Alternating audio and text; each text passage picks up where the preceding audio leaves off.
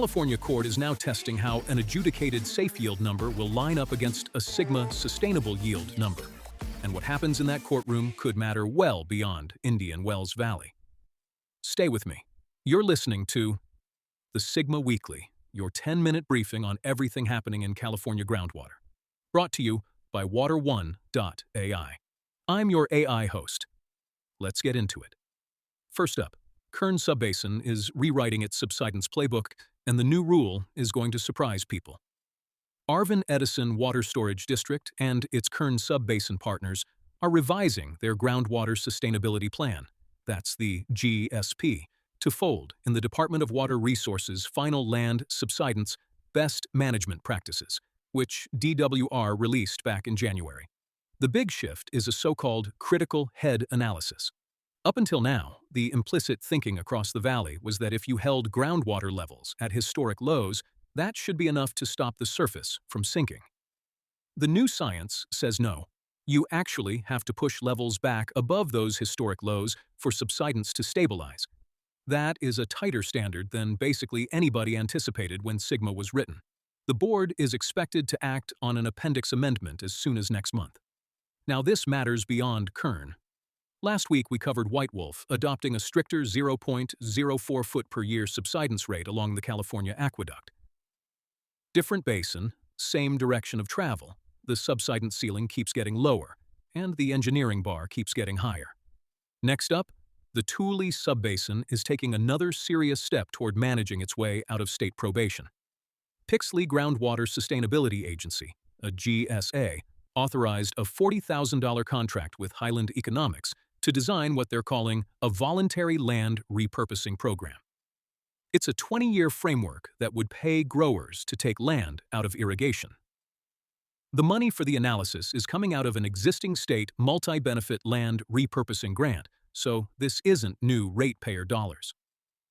Building on last week's Tule coordination coverage, Pixley and several of its Tule neighbors, Lower Tule River Irrigation District and the rest of the Subbasin Coalition, approved their shares of a $1.4 million coordination memorandum of understanding.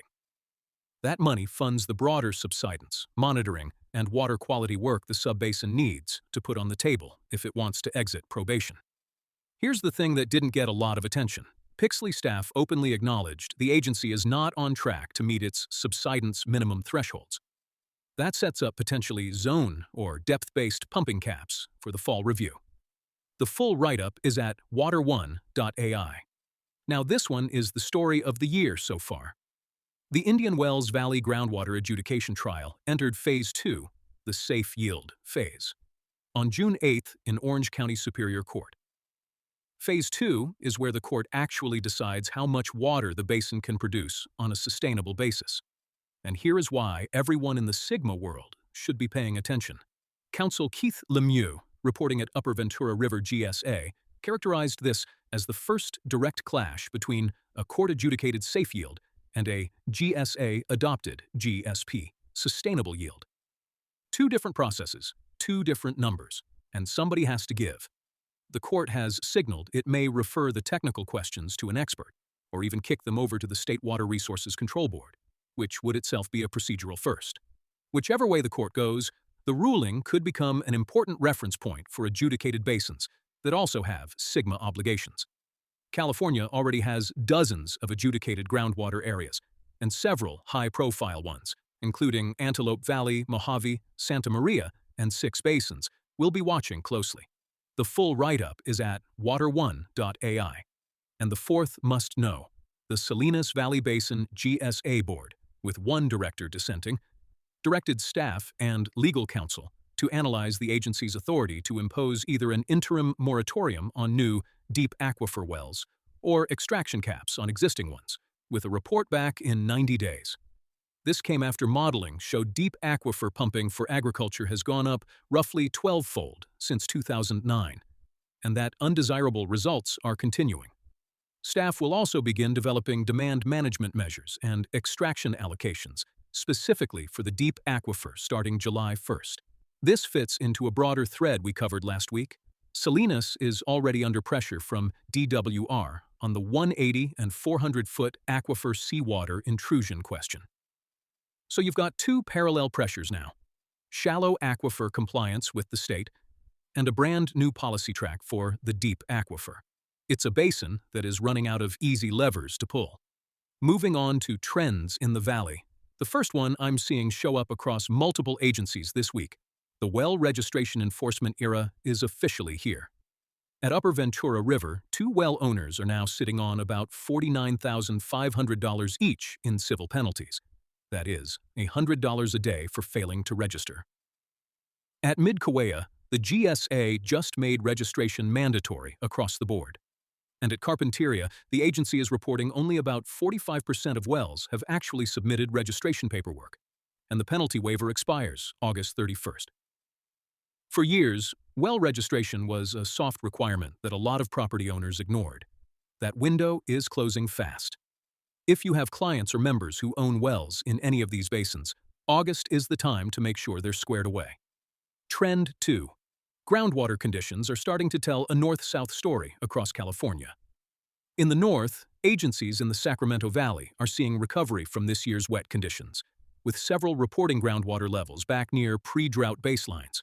Move south to the San Joaquin Valley, and the picture flips fast. Multiple basins are reporting continued declines.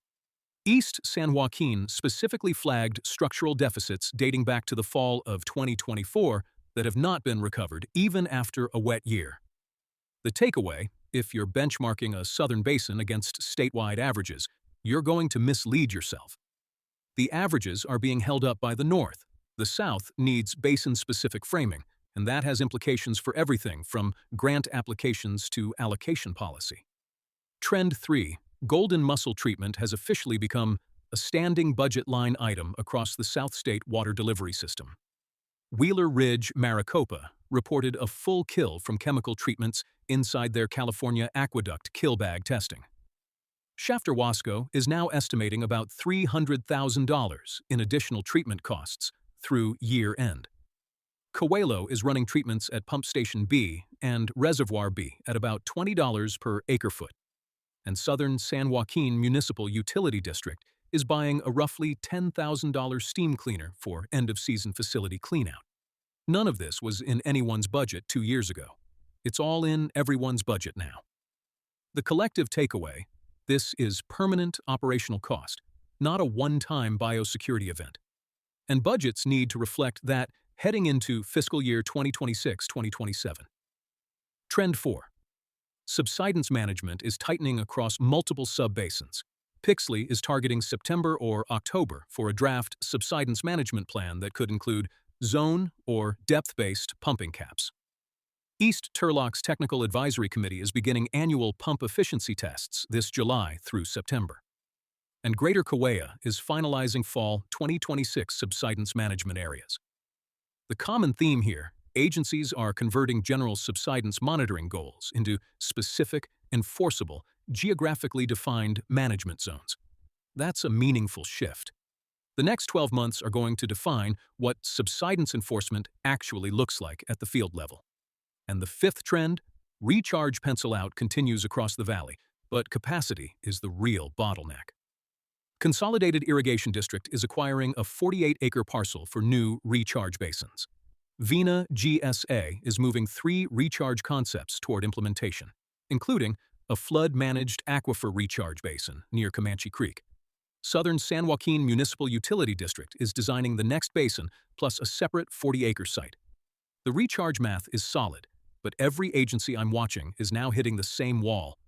There is only so much subsurface intake capacity, and only so many sites with the right hydrogeology. Capacity is the new ceiling. The full write-up is at water1.ai. That's your Sigma Weekly. If you want the full details on every board meeting we covered, head to water1.ai. You can read the complete recaps, and if you want to dig deeper, try ChatGSA. Just ask it anything about your district, and it'll pull up the answers from the latest meetings. I'm your AI host. Stay informed, and I'll see you next week.